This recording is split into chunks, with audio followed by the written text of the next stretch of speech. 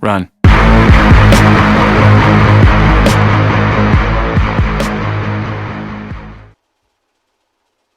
FOTV.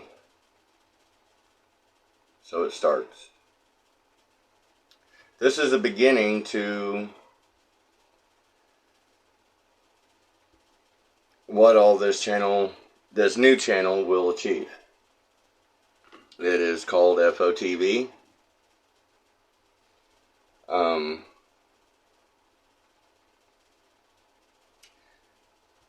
I didn't know how I was going to start this new channel when I came up with FOTV. I was really focused on trying to get What's Your Fear Paranormal off the ground and try and make something out of it. Which I'm not giving up on that.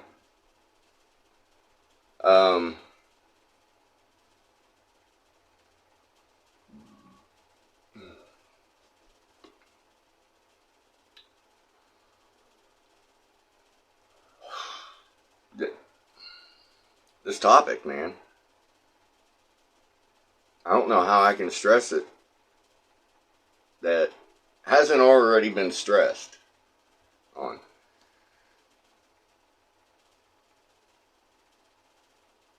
But it has to. It really does. So I'm going to do what I can. As an American, as a United States citizen, it is my duty not to turn a fucking blind eye. And the people who shouldn't are. From all the documentaries that has came out on this and all the people I've heard talk on this, they're all saying the same thing. The right people ain't doing nothing. And they have the power too. We put them there.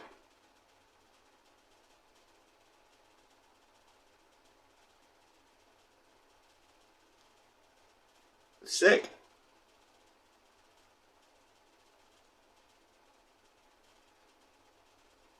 And I can count on my fingers and toes how many stands with me on this. How could you not stand with someone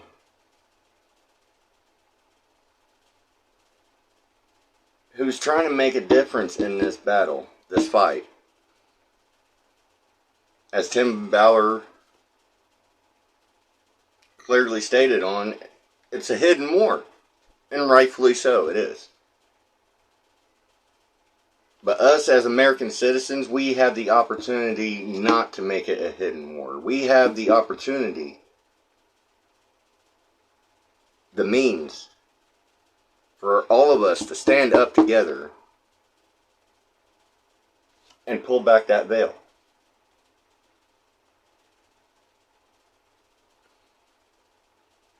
And honestly,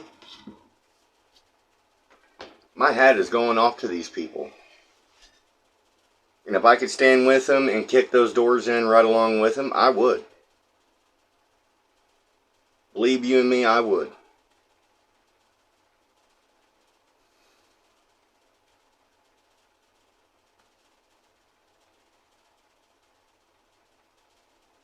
Because it's just not your right as an American citizen or a taxpayer. It's more than that. These are kids, innocent kids, being picked up at airports.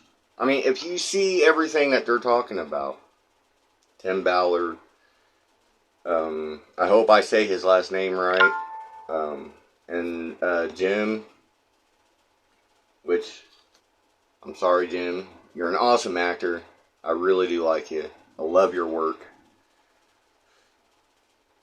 I'm scared to say your last name because it's honestly hard for me to pronounce. But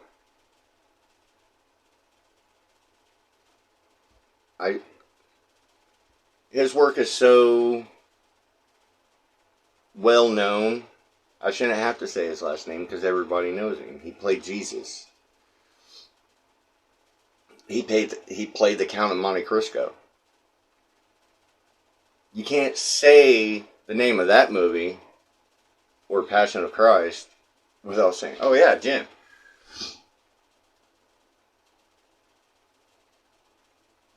But I hope people sees what he's been saying other than those movies.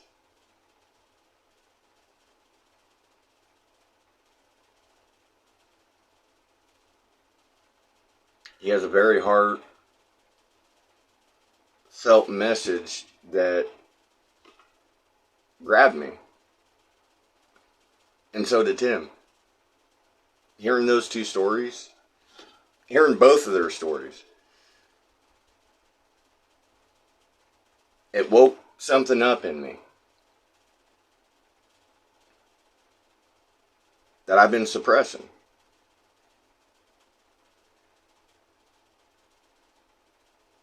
It's time to wake up, people.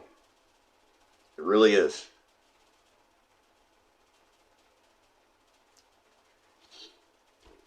I know for a fact that y'all have been hearing Mel Gibson. He's not lying. He's not blowing smoke up any of your guys' asses. He's telling the truth.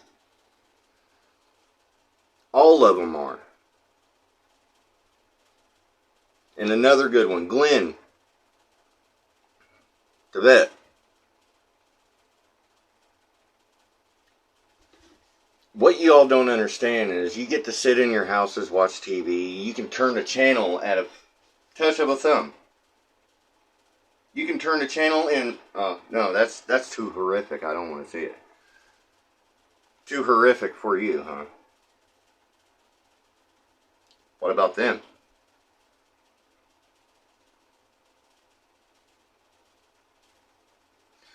What about those innocent people they're saving? Because like Tim Ballard said, it's just not kids. It's men and women too. Snatched right at the airport.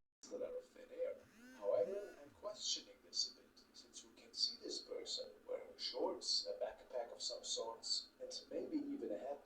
But how could they disappear like that on the road? The woman also states that the person actually disappeared the second her car would have touched it. Really, really odd. Where they may be standing there all along. It's really hard to say, but whatever the answer, it's quite scary, I find. From the San Antonio airport taking on human trafficking at a higher level. From the San Antonio airport taking on human trafficking at a higher level. Previous trainings have been specifically for city employees at the airport, and now it's required for all airport workers. Courtney Friedman brings us the powerful story of a survivor who spoke during today's training session. 7 years old, I was molested at a friend's house, which that really started like a whole trail of like bad behavior. Ashley Jones was only 18 when she met her first trafficker, who originally made her believe she was in a loving relationship. We was at a corner store one night panhandling, and that's when he sold me for the first time. I did that with him for almost 10 years.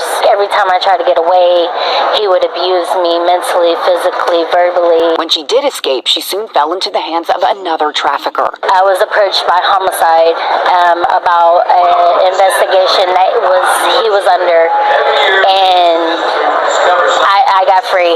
It was that contact by law enforcement that made her feel like it was actually safe to leave, which is why the training session today at the San Antonio International Airport is crucial. And I've been here several times before to the airport for human trafficking training, but that was mainly for city airport employees. Now it's mandatory for all employees. That includes the airline workers, food vendors, and even rental car employees. They were taught basics like what trafficking looks like. It can be as simple as, asking somebody out on a date and then grooming them and then putting them into the sex industry. Then they learned what signs to watch for when people are traveling. A person who isn't in control of their own documents, is traveling with a lot of luggage, doesn't seem to know where they're headed, looks exhausted and unkempt, or isn't wearing age-appropriate clothing. Jones spent a year recovering at a center in the Hill Country and is now working full-time helping other trafficking survivors. Just letting them know, Your past does not present your futures. Courtney Friedman, KSAT 12 News. She's one of the few that escaped. Now, if you think you see signs of human trafficking, call law enforcement, even if you're not sure. You can always dial 911, but you can also call trafficking experts directly at this number, 866-DHS-2. If you're a victim of trafficking, call 888-373-7888. You can also text HELP to be free or 233-733. Keep up to date with all of San Antonio's top news, weather, and so much more by clicking the like and subscribe buttons below. And once again, thanks for watching KSAT. The heat continues. High temperature. Do you often feel pain and stiffness in the soles of your feet? Would you like to enjoy a When you sleep on the right mattress, it makes everything clear. Oh, the book club that wants me to move to the woods is a cult.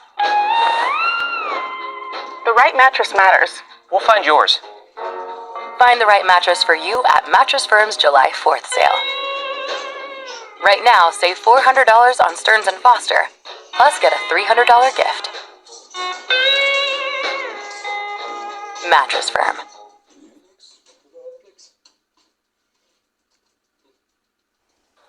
A human trafficking victim is saved by an employee at Bush Airport. And all credit goes to a worker's instincts and training. Gerald Harris has more from Bush, where the victim spent days without food or water, escaping her traffickers.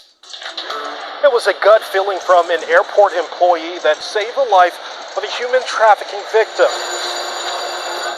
George Bush International Airport is a very busy place with a lot of moving parts and people. Like most airports in the world, there are eyes in the skies and on the ground, watching to make sure everything is running smoothly. We do monitor the airport perimeter, everything, doors, luggage. Monica Phillips is an airport operations communicator. Her job is all about safety, being eyes and ears for the airport on the inside and outside. When people Google the airport's phone number, we are it. Phillips is used to answering phone calls as one of the first points of contact with Bush Airport.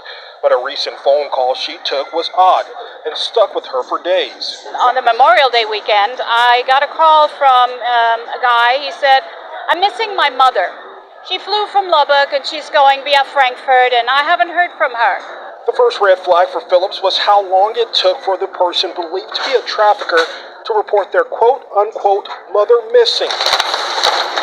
Days later, Phillips heard airport police over the radio describing a trespasser in Terminal A that didn't speak English. I raced up here. It was right over here.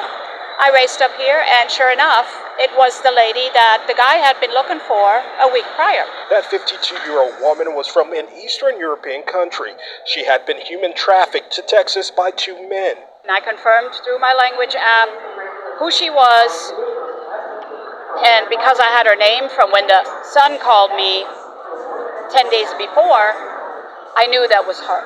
The victim was frightened in a place she's never seen before after escaping her traffickers. She got away from her human trafficker, and she hid in a bathroom for like 10 days in this airport. For Phillips, the call from someone claiming to be the victim's son didn't sit well with her. And to me, it raised a red flag. She had no luggage, she had no passport, she had no money. And I knew exactly that was the woman we were looking for. And Phillips did what she was trained to do. These people, they rely on somebody to help them. She couldn't help herself. She stopped the case of human trafficking in its track, and what is far too common in airports. If your life is in danger, I think we all do what we have to do to save ourselves, and that's what she did. Giving the trafficking victim a new chance at life. Gerald Harris, KHOU 11 News. Now look at this. This heat map is from the operators of